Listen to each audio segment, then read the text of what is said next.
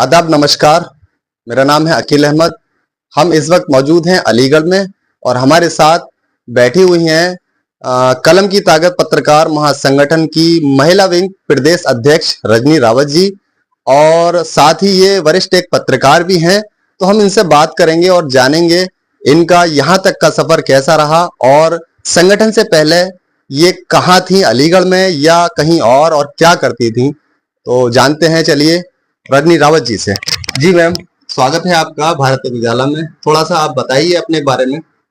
नमस्कार, मेरा नाम है रजनी रावत और मैं कलम की ताकत पत्रकार महासंगठन की, जैसा कि आपने बताया, कि प्रदेश अध्यक्ष हूँ और मैं मीडिया से भी जुड़ी हुई हूँ। तासीर उर्दू पेपर और हिंदुस्तान का प्रतीक मेरा पेपर है, जिससे मैं जुड़ी हुई हूँ ब्यूरो चीफ के पद पे। और मैं अलीगढ़ में आने से पहले मेरा सफर काफी दर्दनाक रहा है, या जो भी कहिए। मैं पहले बाहर रहती थी, यहाँ नहीं रहती थी।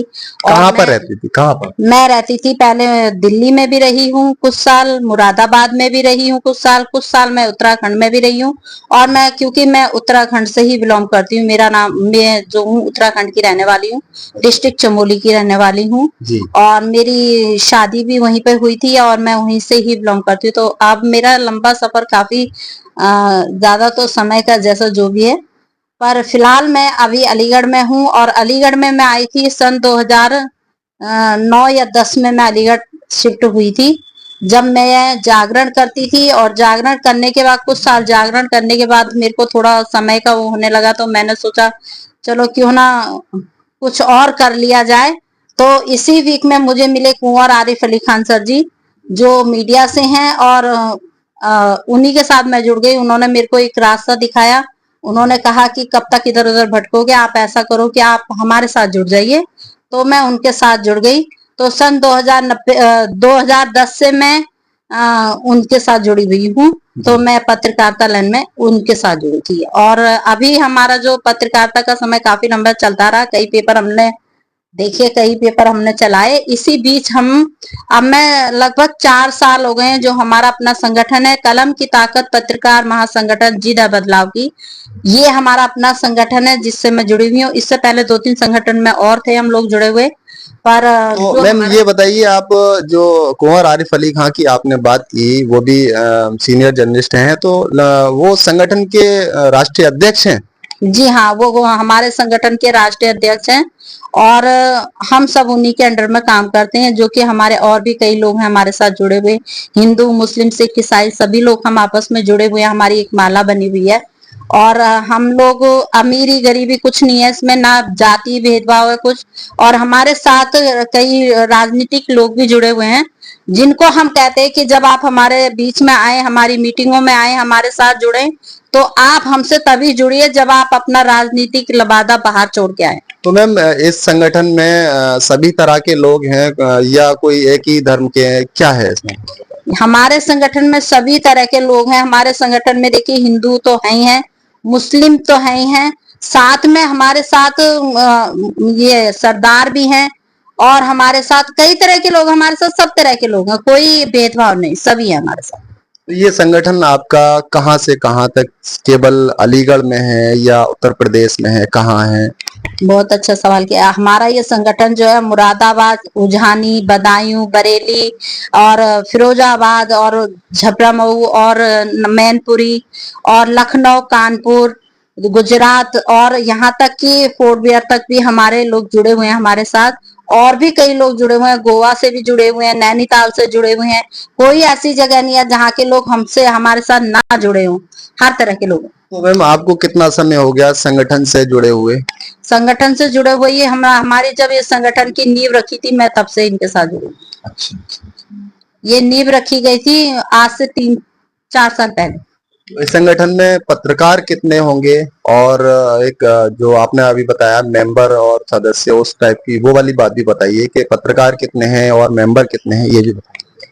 हमारे संगठन में अलीगढ़ में कम से कम 600-700 तो हमारे लोग जुड़े हुए हैं हमारे साथ। अच्छा। हर तबके के लोग हमारे साथ जुड़े हुए हैं, जिनमें पत्रकार भी हैं, पत्रकार भी सब अपने अपना कार्य कर रहे हैं, कोई सैटेलाइट चैनल से है, कोई अपने यूट्यूब चैनल से है, कोई अपने पेपरों से है, सब हमारे साथ जुड़े हुए हैं। कुछ हमारे अंडर में भी काम करते हैं, तो बहुत से लोग हैं हमारे साथ जुड़े हैं। अब इनमें गिनती नहीं की जाती कि कितने पत्रकार हैं या कितने मेंबर है, पर हाँ 650-700 लोग हमारे ओनली अलीगढ़ में हैं।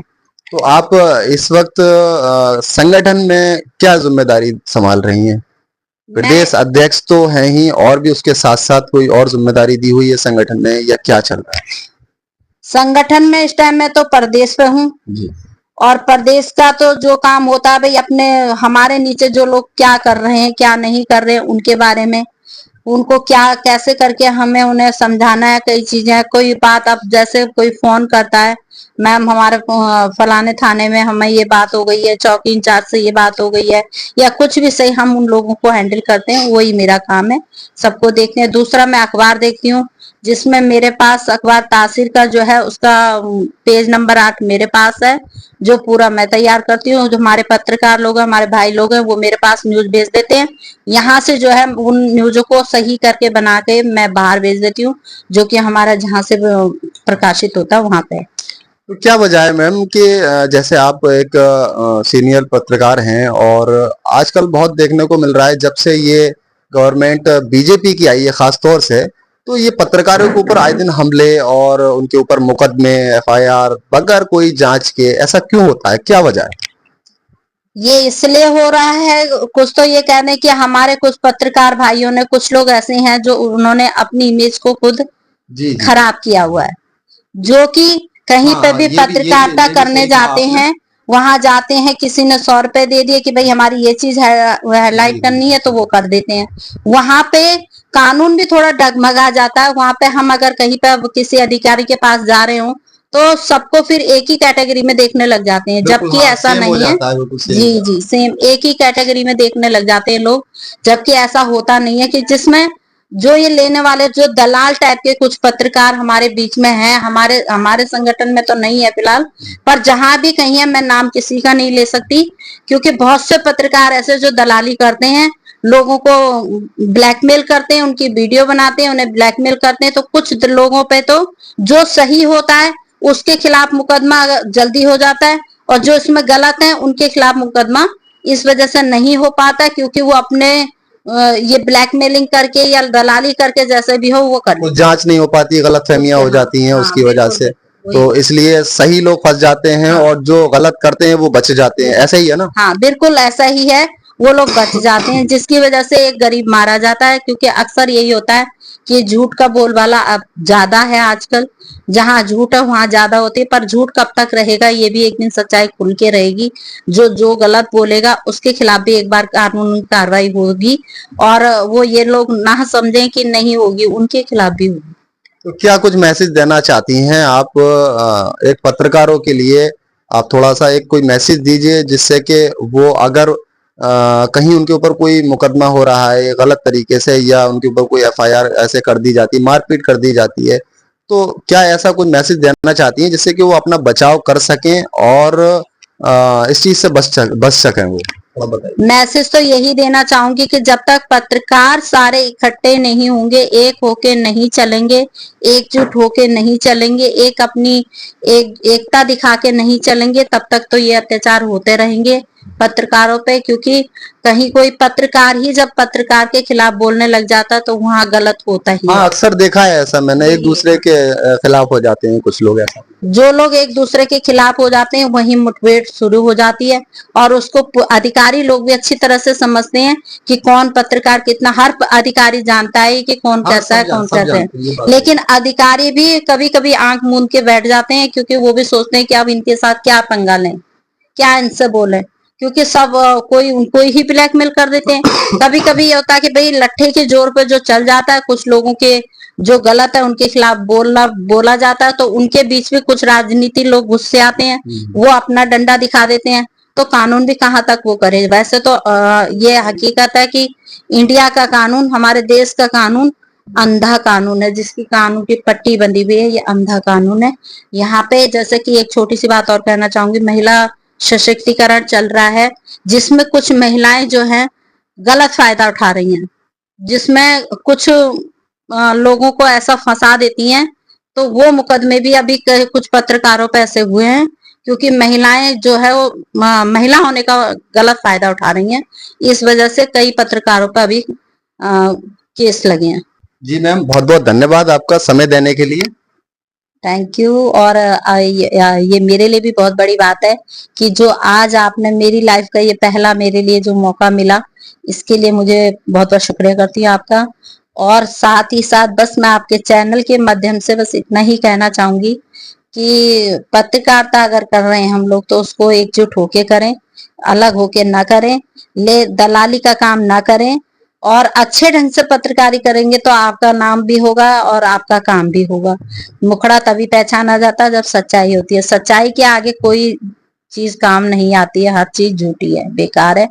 तो और महिलाओं के लिए बस इतना ही कहना चाहूंगी कि अभी कल की ही बात है कि अब उसके लिए ज्यादा खुलासा नहीं करूंगी, लेकिन यहाँ पे भी एक गरीब घर का लड़का, एक उसके परिवार के 3 जने जो हैं वो जेल चले गए, और सिर्फ सिर्फ इसलिए क्योंकि उसकी वाइफ जो है, उसकी जो बीबी है, उसने अपने भाइयों के साथ मिलकर षड्यंत्र रचकर उस पूरे परिवार को बर्बाद कर दिया। कम से कम 10-11 साल से उन पर अत्याचार होते रहे, ना उनकी इतनी गलती थी ना कुछ थी। जबकि मैं ये सोचती हूँ कि मैं भी कई बार मिलने गई थी, तो मैंने जब उनसे मिलने की रिक्वेस्ट करी तो उनके भाइयों ने कहा कि हमारे यहाँ पर महिलाएं किसी से नहीं मिलती हैं। मैंने कहा मैं लेडीज हूँ, मुझसे तो मिला दो उनको, तो उन्होंने मना कर दिया। तो जो लोग ऐसा सोचते हैं और उनकी ही बहन बेटियां स्विमिंग पूल में नहा रही हैं, उनकी बहन बेटियां बाहर घूम रही हैं जिस तरीके से, तो ये गलत है। किसी का परिवार ना उजाड़े, किसी के परिवार, अरे आपका नहीं बन रहा है, आप सीधे सीधे मामला खत्म कर दीजिए, ये ज्यादा बेहतर है। अपनी लाइफ को, अपनी जिंदगी को जिए, खुशहाल जिंदगी जिए। और इसी के साथ आपका बहुत बहुत शुक्रिया। लास्ट में बस यही कहना चाहूंगी कि बहुत बहुत शुक्रिया, आपने मुझे ये मौका दिया। जी बहुत बहुत धन्यवाद रजनी रावत जी, आपने समय दिया। और अगर ये वीडियो आपको अच्छी लगी हो तो इसको लाइक शेयर सब्सक्राइब जरूर करें और कमेंट करें, बताएं पत्रकारिता के बारे में। जिस तरीके से लोग पत्रकारिता कर रहे हैं, कुछ लोग गलत कर रहे हैं, कुछ लोग सही कर रहे हैं, तो पत्रकारिता जो होती है एक समाज सेवा भी होती है, तो उसी हिसाब से करें जिससे कि आप के ऊपर जो FIR मुकदमे हो जाते हैं उससे बच सकें आप। धन्यवाद।